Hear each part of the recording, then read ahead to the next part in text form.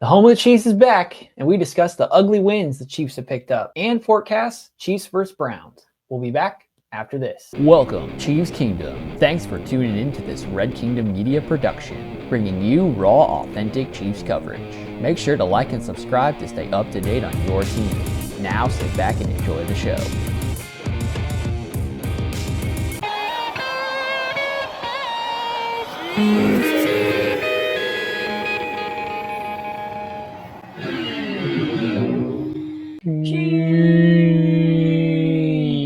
Welcome to this Week 15 edition of the Home of the Chiefs podcast, where the Chiefs are our home.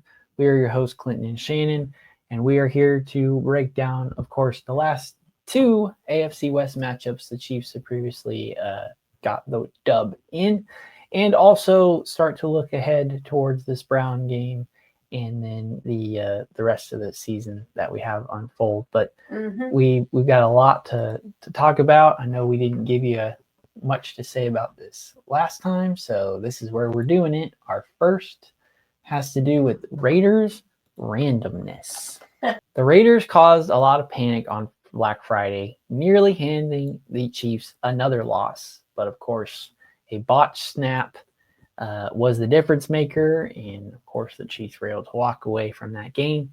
So what are your thoughts about Chiefs versus Raiders, and what did you think about the effort that it took to beat a 2-win Raiders team? Yeah, I thought that was crazy. I thought, what is happening? And we didn't really seem cohesive at all. We didn't seem like we knew what we were doing, or it just seemed like it was just a blowaway game. Oh, we don't care about this game. We're focused on the playoffs. Like, that's how it felt to me, is they didn't take this game seriously. They thought they were going to, like, blow out the Raiders, which obviously didn't happen. The Raiders almost won, which was terrifying. I was in the stands like, what? Oh, my gosh, it's so like scary to me, like knowing that we almost lost to the Raiders again 2 years in a row. So that was interesting to watch them kind of struggle against a team that's not very like in the AFC West. Like, they're here, but they're not like our competition anymore. They're not like Buffalo. They're not like anybody who we are competing with. We shouldn't be like neck and neck with them. They're not at the level the Chargers are, that we'll talk about next segment. Yeah. And so that is kind of concerning to me. But I think that they just did let this game blow over. They didn't really think about it that much. But that was kind of where I was coming from in that. Yeah. The Chiefs just do not have the intensity that you feel like they should have at this point. A lot of it seems like the Chiefs are kind of just limping their way through this, putting in, a half amount of effort at most if they can handle it. And, it's shown. I mean, the last games, they're going against some opponents that you just look at it on paper, the Chiefs should blow them out by 2 touchdowns. And all of these games are 1-score games. Yep. So what does it say? Like, is it a detriment to the Chiefs to think, gee whiz, I mean, you play the Panthers and you have to barely beat them. You play the Raiders twice, both times, and barely beat them. So does it say to the detriment of how bad the Chiefs are, or does it show how every team looks at the Chiefs on their schedule and says, if we're going to win any game this year, we want to have that almost like a pity win, I guess. Yeah. Where we can feel like, oh no, we're more ahead than we thought we were because we handled the Chiefs, we beat the Chiefs, or even just gave them a close game. Now Buffalo can talk that way every single year, and they haven't made it to the Super Bowl, and they can keep saying how close they are, and Chiefs fans can say, just wait till you get to the postseason. Yeah. And we can do the reverse back. The Chiefs are looking like this now. They look vulnerable. They're barely winning these games. Just wait till we get to the postseason. Yeah. That's what we're basically told by the way this team plays. And you watch the press conferences, and they're always like, no, we're really trying. Like, we're doing the best we can. I swear it. And then you watch, and you're just thinking, you're keeping a lot of stuff close to the vest. Yeah. And Andy Reid has always been like that, where he isn't going to show everything and he waits for certain times. Divisional matchups is usually one of those. A strong AFC opponent where a seeding is on the line, or late down the stretch, or more specifically within the postseason, does Andy Reid start to relinquish some of that withheld information, plays, et cetera, et cetera. And I think you and I both agree we're just waiting for the Chiefs to have that urgency. You know, if it takes all the way till Christmas this year, like it took till Christmas last year, we would say we're in trouble. But according to last year's timeline, you know, we're just right on cue. So maybe we can think that. Or you and I think, both still agree that this team is not showing their potential enough yet. And unless they're given a reason to, which I argue all of these close game stretches where you've had to do something miraculous to win, or the other team has to do something, dumbfounded to accomplish to win, and it happens. Like, as Chiefs fans, we don't want that to be the case. Exactly. Yeah. Because we've seen this team, like several years ago, be able to score 50 points or hold the team to nothing. So, you know, which of those do we have as our expectations each and every game? It depends on which side of the ball makes us happier. But right now, it's just hard to pinpoint, because you can find an excuse in favor of why it's all the offense's fault, and you could find the same points as to why it's all the defense's fault. Whereas last year it felt like one particular side was holding the other side back, and years before that scenario had flopped. Now it's like they're each sharing the responsibility, and neither unit is truly reaching the levels of potential that they should. The defense is relying on the offense to kick it in gear this next drive, and the offense is relying on the defense to pick up the slack, and neither one is truly working to their full potential. That's very true. So I want to see that change, and I've gone on every show we've had over the last couple months, frankly, asking for that, and it just doesn't seem like I'm going to get that. So based on how I started the show, the Chiefs are winning these ugly games, and we just have to accept that, because the Chiefs like winning ugly. You know, what does it say if you and I are playing a game and I want to beat you 50-20 versus I want to beat you 22-21? And I want to hang with you every step of the way and make you feel like you had a shot, and then right at the end come and beat you. And then my whole time I thought I was going to beat you, but none of my mannerisms, none of me actually playing the game resulted in that big point differential. So that's something that, you know, me, myself, and probably a lot of Chiefs fans right now are trying to live with, is that this Chiefs team wants to win these close games. They don't want to win by 20 plus points. They don't want to, you know, play like those older New England Patriots games where there was just no regard for their opponent. Like, they want to kind of put the game in the other team's hands and say, okay, you beat us. Buffalo was a team that was like, we will do that. Thank you very much. And the Chiefs have given that opportunity to a couple other teams this year, and they've either, you know, dropped the snap like this Raiders game, block a field goal like in the Denver game, doink a field goal like we're about to talk about here in a second. Like, the Chiefs are making it so that nothing they do from the first quarter through midway through the fourth quarter really means anything. Exactly. Like, you and I could just stay in the car until the fourth quarter, then go inside and say, okay, this is when the Chiefs are actually going to try to win the game, so this is when I will actually give them all my attention. We had joked about that. We're like, yeah, we could just stay in our car to the fourth quarter and then come in and watch them win and go home. Because they don't care about quarters 1 through 3. Mm-mm. Here, I thought every possession matters. I mean, I'm the fan standpoint where if my team does not score on that drive, it is a big deal. Yeah. Now, you look at the stats and it's like, well, actually, people only score on about half of all the drives they have. And they had 8 drives. So you want them to score 8 touchdowns? Yes, I do. Yeah. Yes, I do. All the time. I'm sorry if that makes me ignorant, but the team that has won back-to-back Super Bowls, trying to do a third one, yes, I would assume they could do that. Yeah. So the question that I'm left with is, are they able to do that and just not choosing to do so? Mm-hmm. Or are they physically incapable of doing that?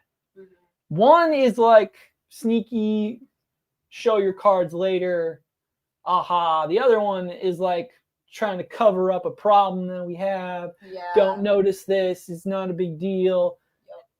Yep. My thing is, if you got glaring issues, if you got weaknesses, the postseason is where those are going to be spotlighted.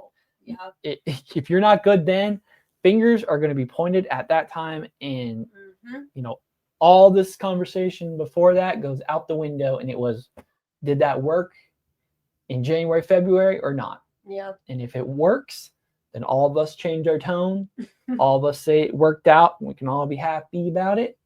But if it doesn't work out, got all this data back here that said, guys, we recognize this was a problem week 2. Yeah. Like up to it. Like it wasn't a problem that just started surfacing. It had been there from the very beginning of the season. And it was just kind of oversighted to just assume those weren't problems. Yeah, that's what makes me nervous is it actually a problem? Or are they just playing us all and being like, hey, yeah, we were just making mistakes here and there just to keep everyone on their toes. And the last game that we've got as our topic isn't a good indicator of that, because the Browns are an opponent that falls into this kind of bucket like the Raiders and Panthers are, and this type of discussion. Yep. But like once we get past this week and you got the Texans, the Steelers, and the Broncos again, those are 3 really good playoff caliber teams. And the Chiefs, they may be fortunate enough where they get to beat up on this lowly Browns team on the weekend. No offense to Cleveland.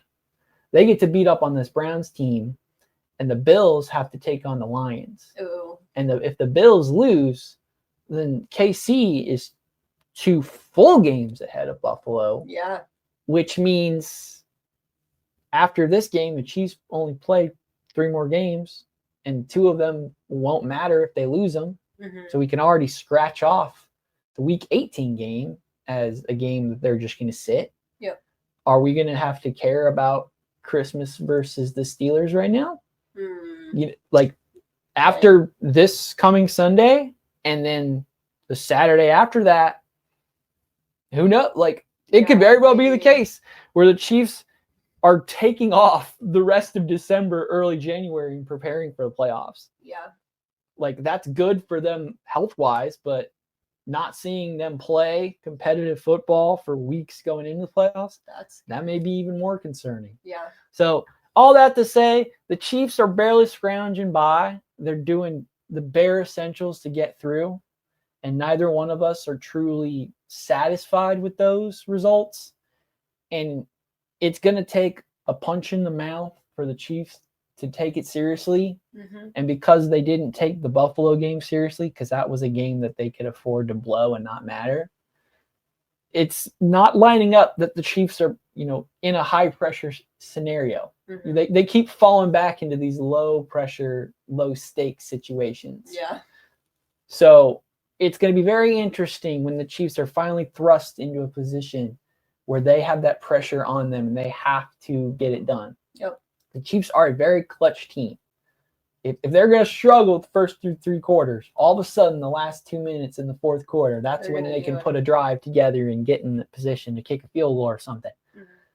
But it's just not a winning proposition to play. It's not something that you're going to feel comfortable doing or going into a game Mm-hmm. and just waiting for the outcomes. The fact that the Chiefs are winning these close games says a lot to them and should put some ease in the hearts of Chiefs Kingdom. But like the red flags are still there, Mm-hmm. and not red and yellow flags, Yeah. but just straight up red flags that we hope the team takes notice of. Mm-hmm. And though they don't have any more bye weeks, and though they have a tough schedule, basically playing 3 different games in like a 10-day stretch, Yeah, that's crazy. they're going to need to stay focused and keep building upon what they've already done and keep making changes. And don't be afraid to make changes and fixes to things, because the end goal is the Super Bowl and winning it. Yep. So just remember that. Maybe the team is already focused on the Super Bowl, but you have to get there. You have to get there day after day. Mm-hmm. The Chiefs got step ahead. They won their division. Then they got into the playoffs. So those are the for sure things. Yep. And, the Chiefs can assume their playoff run, et cetera, et cetera. But now it's time to just focus on each individual game. Play the team that is in front of you on your schedule. Play them like they are the best team in the NFL. And let the game and the score indicate that. Before we move on, make sure to like and subscribe. Follow us on all of our social media platforms at Red Kingdom Media. If you are an audio listener and you listen to us on Spotify, you can find us there and you can get us and rate us 5 stars. Make sure to subscribe to our YouTube channel. Leave a like and comment on this video. Let us know that you enjoyed what you watched and that you'd like to see more of it. If you didn't like it, type in the comments that we suck, and I will take your constructive feedback seriously. But you have to mean it. You can't just say you suck, and then I can tell that you never watched any of our videos. That's just rude. Or if you're just a bot. That's right. So if you're a human and you enjoy the Chiefs content that you've been experiencing, make sure to follow us and share us so other people like yourself can find us and get in on the know as you are. Do you like the show that you're watching right now? Don't answer that. Would you like to be on the show that you're watching right now? Yes, I know the answer to that question. If yes is in fact your answer, as I'm sure it is, you can fill out the Google form in the description, and we will get an invite sent to you that will get you on a future episode of the Home of the Chiefs podcast.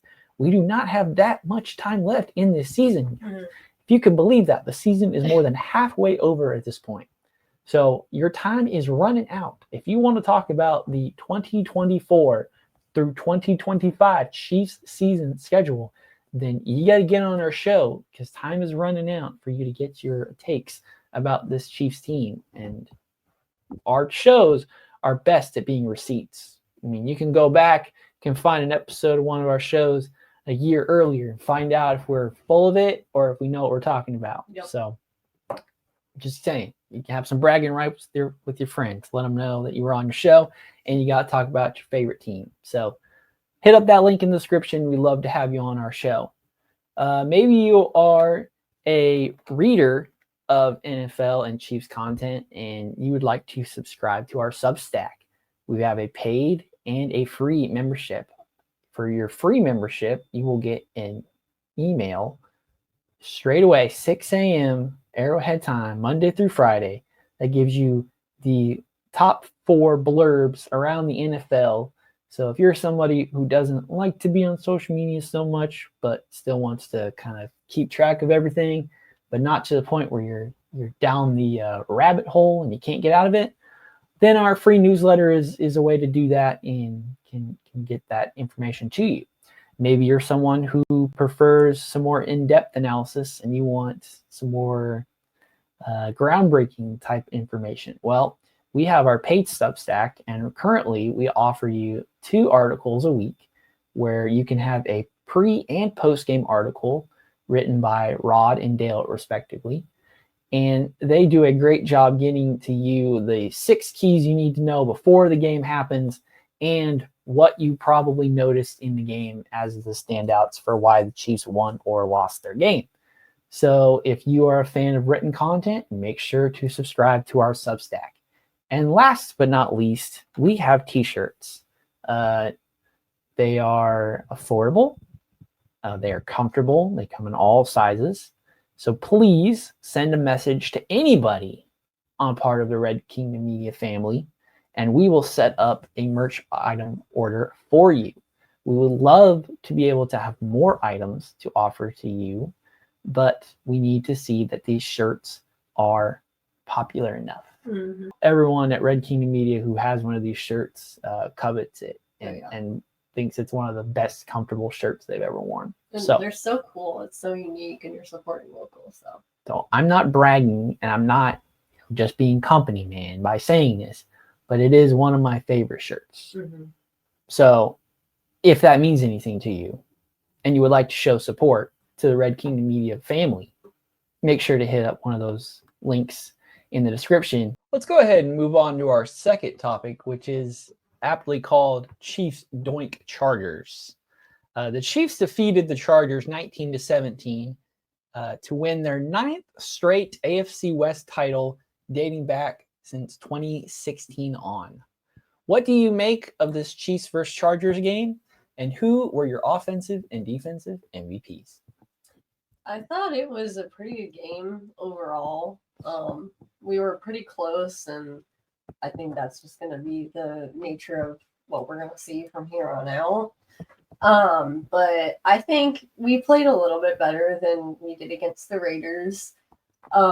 We could have played even better, but like I said earlier, we're probably not going to see that. So my offensive MVP was Pacheco. He didn't get as many yards, or he didn't get as many carries as he should have. He got 14. But I feel like his energy and his drive and just his passion, and it really showed, and that's what made me want to put him up for offensive MVP this game, because he shows up. Even if he doesn't on the stat sheet, he shows up. Mm-hmm. So I think he is really the highlight of that game. And then for defense, I think Turk Wharton was, because he got 2 sacks, and he was forced up the middle and of the defensive line, and his stats were determined pretty much by Chris Jones. But he still did play well. He did make up for that time he did play, so I feel like he was really the one that I focus on too. So for me, overall, I think the game went about as I was expected going into it. I had, looked back at all the other AFC West matches the Chiefs have had prior to the Raiders game, where they had played each one of them one time. Neither team could get to 20 points. Both teams, it seemed like defense was really dictating that whole game. And I think this matchup was no exception to that. I think the defense on both sides for both teams was the talking point. Mm-hmm. Mahomes got sacked 3 times, which is an improvement from the weeks before when he was getting sacked 5 times. It's still not to the level it should be. It should be 1 or 0. Mahomes is still not having enough time to throw or get out of the pocket most of the time. And you can keep accounting that to one particular portion of the offensive line. But when it's resulting in what it has, you have to just put the onus on the entirety of the offensive line and just say that the entirety has to play better, and each individual, a part of the entirety, has to play better. So we're inching there. I think we're getting a little closer to those, levels of play that we're expecting to see. I do agree Pacheco did very well this game, and just having bounced back the game before that, it seems like he's getting his footing under him again, and he's getting the hits. He's aggressive running. I remember one particular play, it wasn't that many yards, but he gets the first down, and you just see his little little legs still churning That's afterwards. why I love him. He's little, but he's powerful. And he ain't that little if he stands next to us. Well, I'll yeah, tell you exactly. that. So, but it goes to the point that I think this offense could stand to focus on the run a lot more. And I think prior to the month of November, when all of these sacks and stuff were happening so frequently, which was, before Pacheco was out, Yeah. that this offense could stand to be more run heavy again and pick up those easy first downs, short yardage plays. Remember one particular possession in this game, the Chiefs ran the ball on first and second down. It's second, and they get 9 yards, and it's 3rd and 1, and they pass, and it's incomplete. Mm-hmm. Like, it was right there in front of you. The two things were working, and you still went away from it. Yep. I mean, Dale has said that the Kareem and the Isaiah Pacheco combination is dead, like would be and should be deadly. And it is, but they're just not utilizing it as much. Yeah. The Chiefs still feel like they can be pass happy and throw the ball over the yard, and then they will make a mistake and then have to punt it or settle for 3. Mm-hmm. They're not the same opportunistic type team as they may have been years before that. And we've already gone over the Chiefs. They love to win ugly, close games this year.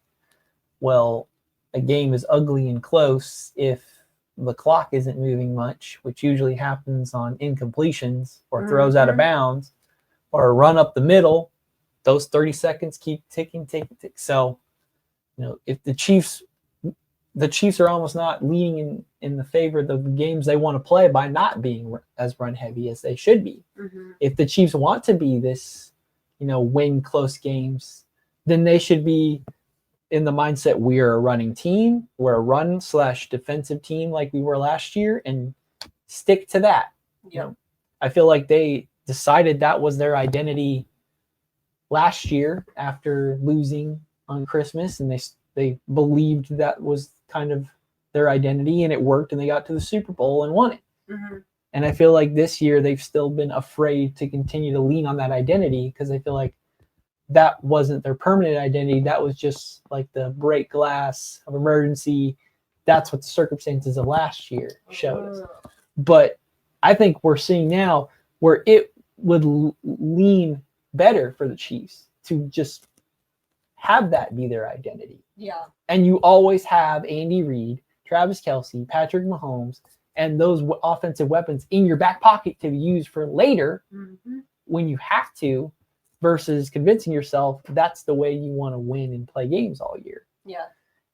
And me saying this has been a defensive game, the defense played amazing up until third quarter, and then they give up 14 points, and then every drive after that, the Chargers they score a field goal or a touchdown or something. So it's a mixed bag. Like, there's drives, possessions, quarters, halves where they'll flash and you're like, there we go, that's the team. Yep.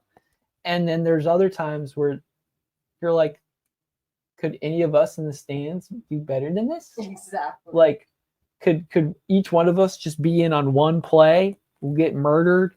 You have to just replace us new each and every play. But could we just like stop the bleeding a little bit? Mm-hmm. Like, either the offense can't move the ball and gets sacked every drive, or the defense gets thrown on for 50-yard bombs over and over again. Yep. Like, that is too dangerous of a game to be playing for the Chiefs.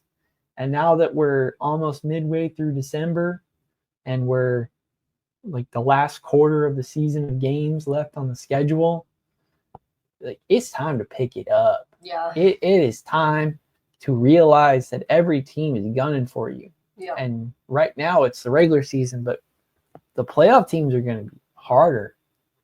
Like, the Chiefs are fortunate to have escaped their schedule with only one loss.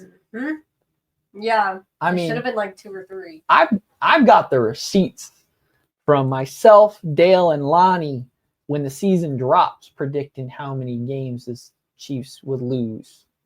And spoiler alert, and we'll show it when the season's over, they're well ahead in the amount of total losses they have versus how many we've picked up till this point, because, like lightning trapped in this bottle can't be held on to for so long. Like it's got to be exposed at some point, you think.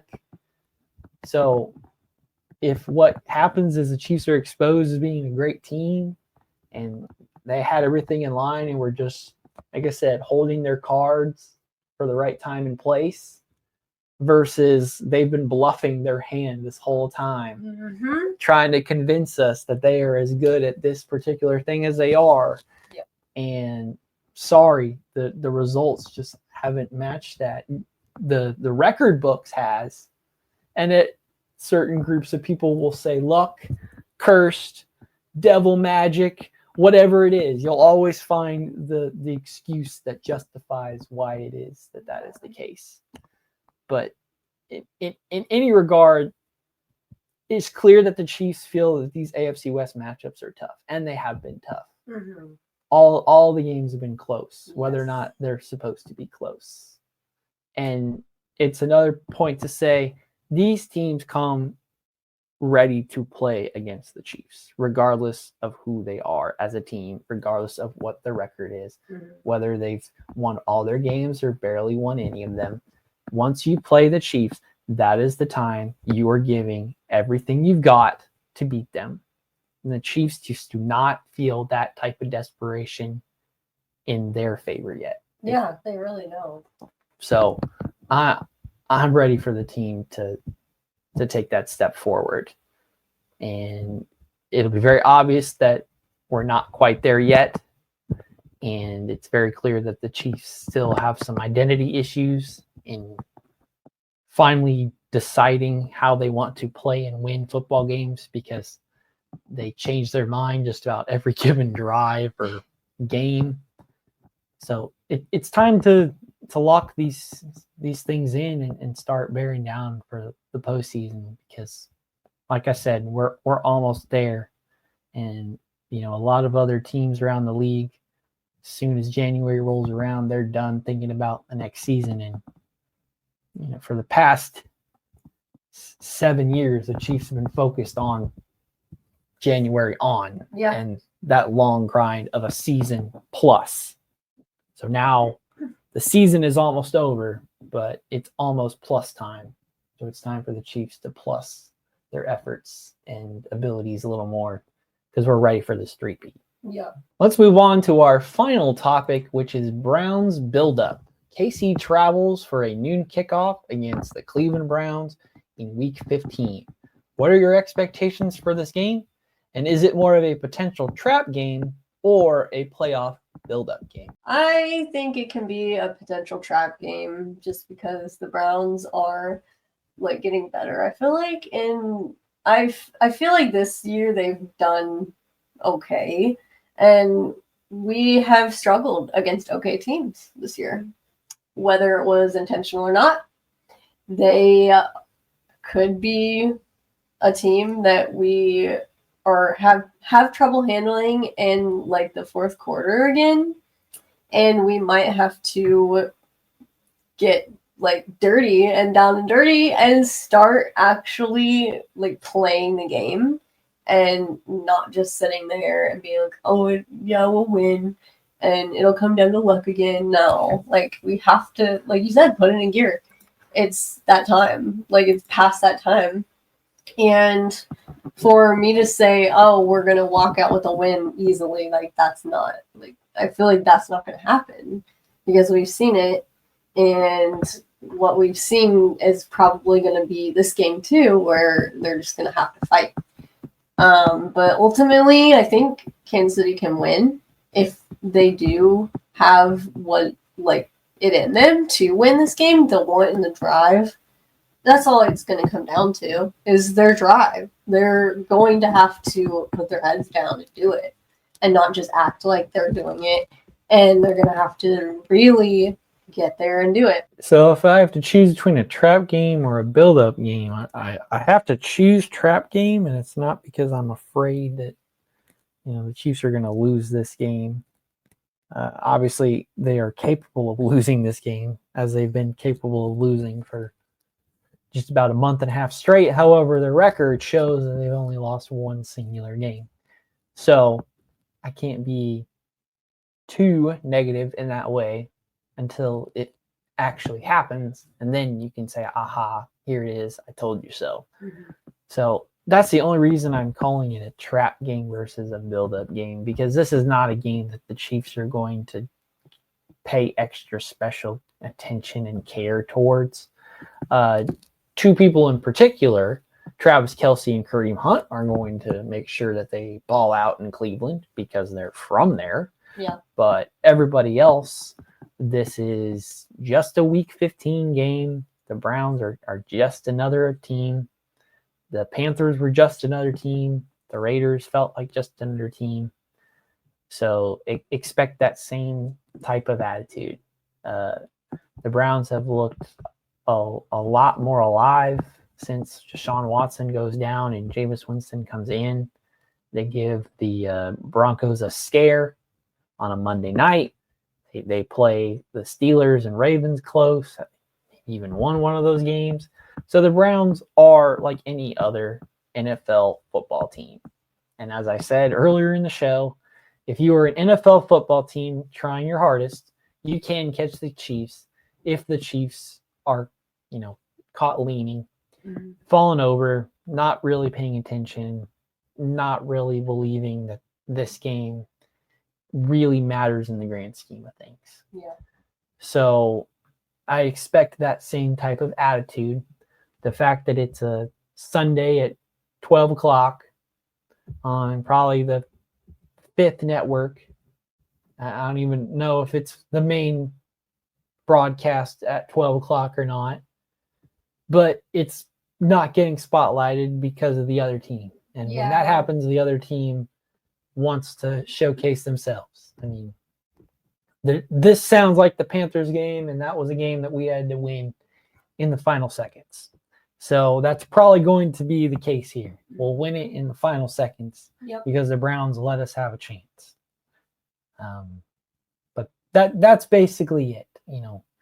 This team, it's not their time. We're hoping that this would be a build-up game and they would, take the Browns as a formidable opponent.